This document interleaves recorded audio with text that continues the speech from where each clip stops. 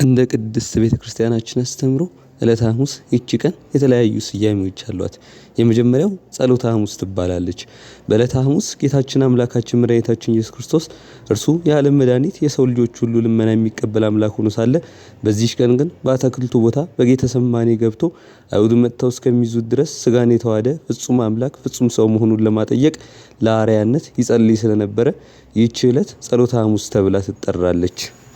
ጌታችን በዚህች ዕለት ደቀ መዛሙርቱን አብዝቶ ሲያስተምራቸውና ሲመክራቸውም ቆይቶ ነበር። አይኖቹን ወደ ሰማይ አቅንቶም እርሱ ከአባቱ ጋር አንድ እንደሆነም ነግሯቸዋል። ከዚያም ለብቻው ፈቀቅ ብሎ ወዙ እስኪፈስ ድረስ ከሰገደና ከጸለየ በኋላ ወደ ደቀ መዛሙርቱ ሲመለስ ተኝተው ስላገኛቸው ከተኙበት ቀስቅሶ 1 ሰዓት ያህል እንኳን ከኔ ጋር መትጋት አቃታችሁን? ወደ ፈተና እንዳትገቡ ትጉና ጸልዩ ብሏቸዋል። ከዚህም በኋላ እርሱ ከባህሪ አባቱ ከእግዚአብሔር አብ ጋር ስላለው አንድነት ክብር ለሐዋርያት ካስተማራቸው በኋላ ኢየሱስም ይህን ተናግሮ አትክልት ወዳለበት ስፍራ ወደ ቄጥሮስ ወንዝ ማዶ ከደቀ መዛሙርቱ ጋር ወጣ።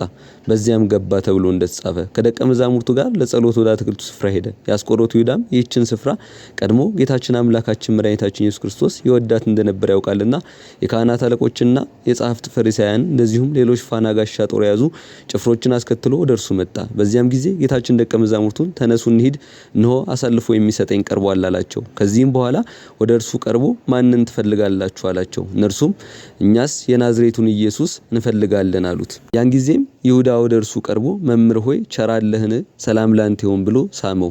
መሳሙም ኢየሱስ ከደቀ መዛሙርቱ መካከል የትኛው እንደሆነ ለአይሁድ ለይቶ ለማሳየት የተጠቀመው የጥቆማ ምልክት ነው። ምክንያቱም የጌታችን መልክ የወንጌላዊ ዮሐንስን መልክ ይመስል ነበርና ለይቶም ሲያሳያቸው ነው። ያን ጊዜም ጌታችን የሰውን ልጅ በመሳም አሳልፈህ ትሰጠዋለህን ብሎታል።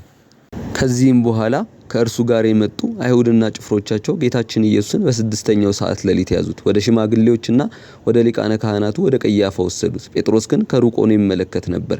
የነገሩንም ፍጻሜ ያይ ዘንድ ከአንድ ቅጥር ገብቶ ተቀመጠ። አይሁድም ይህን ቤተ መቅደስ አፍርሱት፣ በ3ኛው ቀን እሰራዋለሁ ብለው ከሰሱት። ለዚህም 2 የሐሰት ምስክሮችን በጌታችን ላይ ያመጡ። ሊቃነ ካህናቱም ተነስቶ እንዲህ ሲያጣሉ አትሰማምን አለው። ጌታችን ግን ምንም አልመለሰም። ሊቃነ ካህናቱም ክርስቶስ ተብሎ የተነገረልህ የእግዚአብሔር ልጅ አንተ እንደሆንክ ንገረኝ አለው። ጌታችን ይህንንስ አንተ አልክ አለው። ያን ጊዜም ሊቃነ ካህናቱ ተናዶ ልብሱን ቀደደው፣ ራሱንም በብረት ዘንግ መቱት። ይህም ጊዜ የመከራው ጅማሬ ነበረ። ሌላው ይህች ቀን የሚስጥር ቀንም ትባላለች። ከ7ቱ ሚስጥራት የቤተ ክርስቲያን መካከል አንዱ የሆነው ሚስጥረ ቁርባን የተመሰረተው በዚህ ዕለት ነውና ይህች ዕለት የሚስጥር ቀን ተብላ ትጠራለች። መድኃኒታችን ኢየሱስ ክርስቶስ በዚህ ዕለት ሐሙስ ለአርብ ምሽት በ2ኛ ሰዓት ሌሊት ህብስቱን ባርኮ ለ12ቱ ከፈተተ በኋላ ለደቀ መዛሙርቱ ሰጥቷቸዋል። እንጀራን አንስቶ ባረከ፣ ቆርሶም ለደቀ መዛሙርቱ ሰጠና እንካችሁ ብሉ፣ ይህ ሥጋዬ ነው አለ። ጽዋውንም አንስቶ አመስግኖ ሰጣቸው፣ እንዲህም አለ፣ ሁላችሁ ከእርሱ ጠጡ፣ ስለ ብዙዎች ለኃጢአት ይቅርታ የሚፈሰው የአዲስ ኪዳን ደሜ ይህ ነው ተብሎ እንደተጻፈ። 13ኛውን ደግሞ ምንም እንኳን የሚጠቅመው ባይሆን ለእርሱ የሚቀበለው አድርጎታል፣ ቀምሶ አቀመሳቸው እንዲል። አንድም አብነት ለመሆን እንደዚሁ ነገ በምልዕልተ መስቀል 13 ሕማማተ መስቀልን እቀበላለሁ ሲል ጌታ ይህን አርአያነት ባያደርግልን ኖሮ ዛሬ ካህኑ የጌታን ሥጋና ደም ሳይቀበል አቀብሎ ብቻ በሄደ ነበረ። ይህን ስርዓትም ለማስተማር ነው። በቅድስት ቤተክርስቲያናችን በዚህ ዕለት የቅዳሴ አገልግሎት የሚፈጸም ሲሆን የቅዳሴውም ስርዓት ዝቅ ባለ ድምጽና በለሆሳስ ነው። የቃጭሉን አገልግሎት የሚተካው ጸናጽል ሲሆን ይህም አይሁድ ጌታችንን ሊይዙት የመጡ ጊዜ ድምጻቸውን ዝግ አድርገው በለሆሳስ እየተነጋገሩ መምጣታቸውን ለማሳሰብ ነው። በቅዳሴውም ጸሎተ ተአምኖ ስርዓተ ኑዛዜ የማይደረግ ሲሆን ስርዓተ ቁርባን ግን ይፈጸምበታል። ይህም የሚደረገው ጌታችን ለኛ ለሰው ልጆች ለምእመናን ወገኖቹ የሰጠውን ዘላለማዊ ቃል ኪዳን ለማሰብ ነው። በዚህ ዕለት ኦርቶዶክሳውያን ምእመናን ቀድሞ ራሳቸውን በንስሐ በማዘጋጀት ከቅዱስ ሥጋውና ከክቡር ደሙ ይቀበላሉ። አንድም ይህች ዕለት የአዲስ ኪዳን ሐሙስ ትባላለች። ይህች ዕለት መድኃኒታችን ጌታችን ኢየሱስ ክርስቶስ ራሱን የተወደደ መስዋዕት አድርጎ የገለጠባት፣ በእንስሳት ደም ይቀርብ የነበረውን መስዋዕት ኦሪትም አብቅቶ አማናዩ እውነተኛው የአዲስ ኪዳን መስዋዕት ለድህነት ዓለም የተመሰረተባት የተጀመረባት ዕለት በመሆኗ የአዲስ ኪዳን ሐሙስ ተብላ ትጠራለች። መድኃኒታችን ኢየሱስ ክርስቶስ ይህ ጽዋስ ስለ እናንተ የሚፈሰው በደሜ የሚሆነው የአዲስ ኪዳን ነው፣ ከእርሱም ጠጡ በማለት እንደተናገረው። አንድም ይህች ዕለት እንደ ቅድስት ቤተክርስቲያናችን አስተምሮ ሕጽበተ እግር ትባላለች። በዚህች ዕለት በመጀመሪያው ሰዓት ሌሊት በመጽሐፍ ማበሻ ጨርቅ አንስቶ ወስዶ ታጠቀ። በኋላም በመታጠቢያ ውሃ ጨመረ። ደቀ መዛሙርቱንም እግር ሊያጥብ በታጠቀበት ማበሻ ጨርቅ ሊያብስም ጀመረ። ወደ ስምዖን ጴጥሮስም መጣ። እርሱም ጌታ ሆይ አንተ የኔን እግር ታጥባለህን? አለው። ኢየሱስም መልሶ እኔ የማደርገውን አንተ አሁን አታውቅም፣ በኋላ ግን ታስተውላለህ አለው። ጴጥሮስም የኔን እግር ዘላለም አታጥበኝም አለው።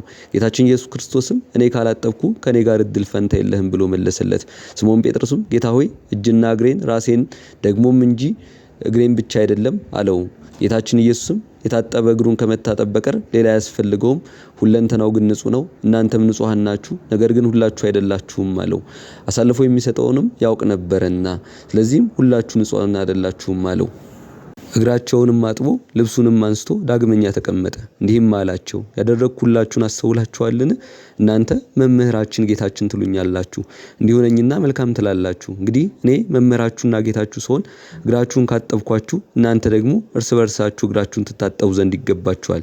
እኔ ለእናንተ እንዳደረግኩት እናንተ ደግሞ ታደርጉ ዘንድ ምሳሌ ሰጥቻችኋለሁ ተብሎ በቅዱስ ዮሐንስ ወንጌል እንደተጻፈ። እንግዲህ ከዚህ በላይ ከተጠቀሰው ከወንጌል ቃል እንደምንረዳው ጌታችን አምላካችን መድኃኒታችን ኢየሱስ ክርስቶስ የደቀ መዛሙርቱን እግር ያጠብ ዘንድ በጴጥሮስ ጀምሯል። ጴጥሮስ ግን እኔ አንተ ደቀ መዝሙር ስሆን በአንተ በመምሬ ልታጠብ ዘንድ አይገባኝም አለ። ጌታችንም መልሶ እውነት እውነት እልሃለሁ እኔ እግርህን ካላጠብኩ ከኔ ጋር እድል ፈንታ የለህም። ከዚህ በኋላ ሌሎች ሐዋርያትንም አጥቧል። አሳልፎ የሚሰጠውን ይሁዳን እንኳን ሳይቀር እግሩንም አጥቦታል። ጌታችንም ይህንን ያደረገው አሳልፎ እንደሚሰጠው ሳያውቅ ቀርቶ አልነበረም፣ ፍቅርን ሲያስተምረው ለንስሐም ጊዜ ሲሰጠው ነው እንጂ። በሌላ በኩል ደግሞ እኛን ለሚወዱ ብቻ ሳይሆን ለሚጠሉን እንኳን በጎ ማድረግ እንደሚገባ ሲያስተምረን ነው። ወይራ ጽኑ እንደሆነ ጌታችን መድኃኒታችን ኢየሱስ ክርስቶስም ስለኛ ሲል ጽኑ መከራን መቀበሉን የሚያስረዳ ነው። ከዚህ በተጨማሪ እኛም የእርሱን መከራ ለመቀበል ዝግጁ ነን ለማለት ነው። የወይኑ ቅጠል ደግሞ በወይን የተመሰለ ደሙን አፍስሶ ለምእመናን ሕይወት ለመስጠት የሆናቸው ዘንድ መስጠቱን ለማዘከር ሲሆን በዚህች ዕለት ጌታችን የደቀ መዛሙርቱን እግር በማጠብ የፈጸመውን የሕጽበተ እግር ስነ ስርዓትም ለካህናት ለምእመናን የትህትና ስራን ለማስረዳት መሆኑን እናንተም ለባልንጀሮቻችሁ እንዲያድርጉ በማለት ነግሮናል። ዛሬም በቅድስት ቤተክርስቲያን ሊቃውንቱ በቀኝና በግራ በመቆም ሐዋርያቲሁ ከበበ እግረ አርዳኢሁ ሐጸበ ኮኖሙ አበ ወእመ እያሉ ይዘምራሉ። ይህ ስርዓት ከተጠናቀቀ በኋላ ስርዓተ ቅዳሴው ተከናውኖ ምእመናን ቅዱስ ሥጋውና ክቡር ደሙን ይቀበላሉ። ይቆየን።